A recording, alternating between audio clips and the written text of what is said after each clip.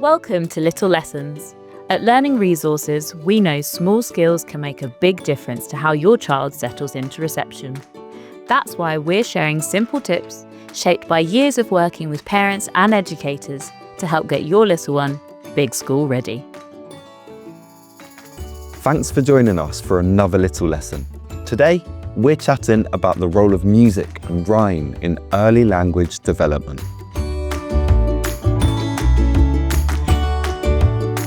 Building language skills ready for reception is as much about understanding how words work as it is about learning what they actually mean. Rhymes can be great for this. They help children notice that different sounds make up words.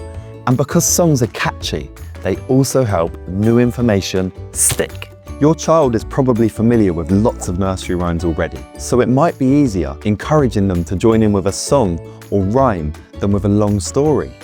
Why not try pausing during a favourite song and waiting for your preschooler to sing the next word?